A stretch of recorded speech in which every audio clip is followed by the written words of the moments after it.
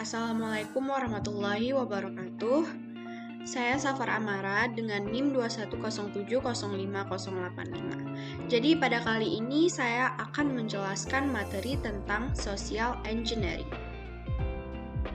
Jadi, adapun isi dari artikel-artikel yang ingin saya bahas adalah jadi yang pertama ada definisi social engineering, yang kedua ada cara dan jenis-jenis social engineering, ketiga contoh serangan dalam social engineering, dan yang keempat cara mencegah social engineering.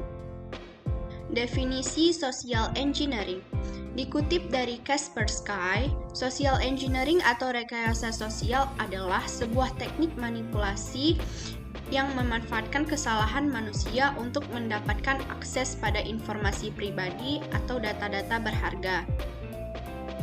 Dalam dunia cybercrime, jenis penipuan human hacking ini dapat memikat pengguna untuk tidak menaruh curiga.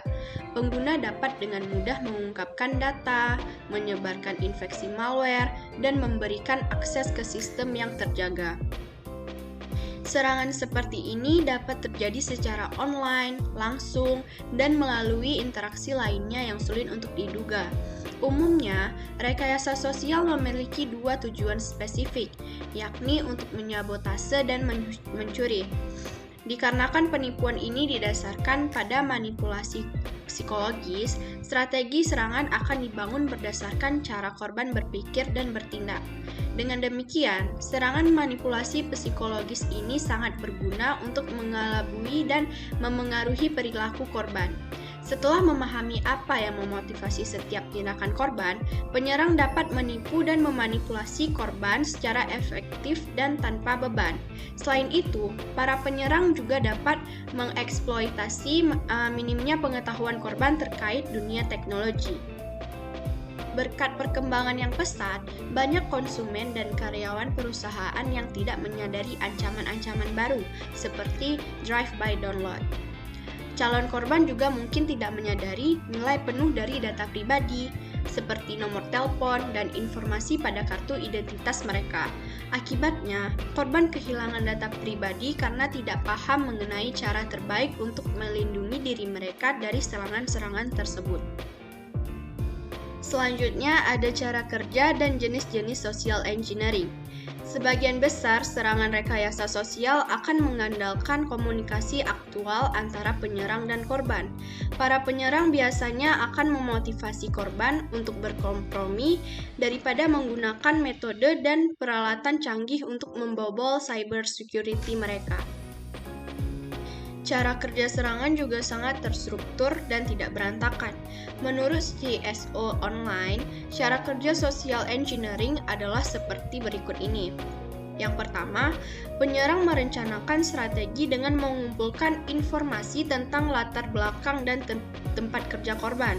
Yang kedua, menyusup dengan menjalin hubungan atau memulai interaksi, dimulai dengan membangun kepercayaan korban. Ketiga, mengeksploitasi korban setelah kepercayaan terbentuk dan kelemahan mereka terlihat. Dan yang keempat, memutuskan hubungan setelah korban melakukan tindakan yang diinginkan. Proses ini dapat berlangsung dalam satu kali interaksi email atau selama berbulan-bulan dalam serangkaian obrolan di media sosial. Namun, pada akhirnya serangan akan diakhiri setelah korban melakukan tindakan yang diharapkan penyerang. Hal itu seperti membagikan informasi pribadi atau memaparkan malware pada sistem device mereka. Serangan social engineering juga datang dalam berbagai bentuk dan dapat dilakukan di mana saja di mana interaksi manusia terlibat. Menurut Imperva, berikut ini adalah 4 bentuk serangan rekayasa sosial yang paling umum ditemukan. Yang pertama ada baiting. Baiting merupakan serangan social engineering yang paling sering ditemukan. Sesuai dengan namanya, baiting menggunakan serangan umpan dalam bentuk janji palsu untuk memancing keserakahan atau keingintahuan korban. Penyerang akan memikat korban ke dalam perangkap, di mana nantinya mereka akan mencuri informasi pribadi atau menyebabkan sistem device korban untuk terkena malware. Yang kedua ada pretexting. Dalam serangan pretexting, seorang penyerang memperoleh informasi melalui serangkaian kebohongan yang dibuat dengan cerdik. Penipuan rekayasa sosial ini seringkali diprakarsai oleh pelaku yang berpura-pura membutuhkan informasi sensitif dari korban untuk melakukan tugas penting. Yang ketiga ada phishing. Phishing merupakan jenis serangan social engineering yang paling berbahaya. Seringkali bentuk penipuan ini hadir dalam kampanye email dan pesan teks yang bertujuan untuk menciptakan urgensi, keingintahuan, atau ketakutan pada korban. Kemudian, penyerang akan mendorong korban untuk mengungkapkan informasi sensitif, mengklik tautan ke situs web berbahaya, atau membuka lampiran yang berisi malware. Yang terakhir ada spear phishing. Jenis serangan ini adalah versi penipuan phishing yang lebih terstruktur, di mana penyerang akan memilih individu atau perusahaan tertentu. Penyerang kemudian akan menyesuaikan pesan mereka berdasarkan karakteristik, posisi pekerjaan, dan kontak milik korban agar serangan mereka tidak terlalu mencolok. Spear phishing membutuhkan lebih banyak upaya, dan mungkin membutuhkan waktu berminggu-minggu hingga berbulan-bulan untuk melakukannya. Selanjutnya, contoh serangan dalam social engineering. Yang pertama ada worm attacks.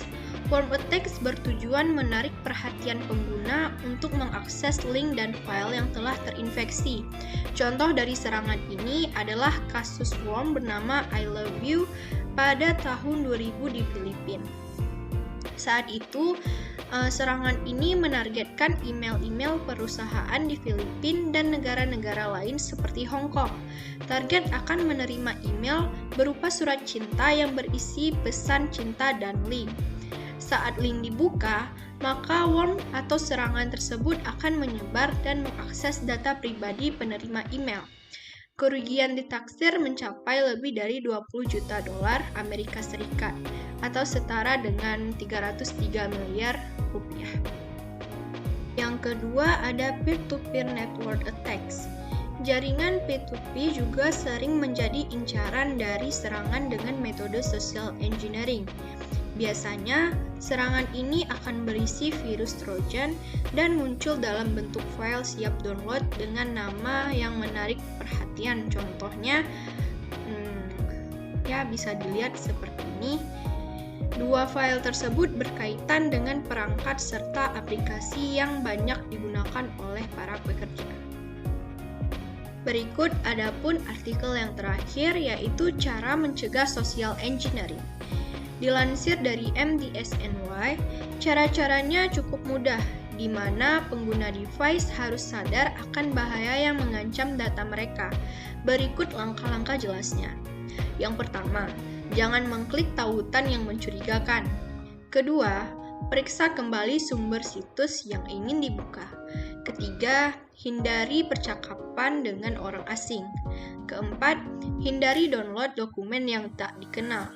Kelima, anggap saja bahwa seluruh tawaran hadiah itu palsu. Keenam, tolak request email atau pesan dari orang yang tak dikenal. Dan yang terakhir, selalu ingat akan resiko kehilangan informasi penting.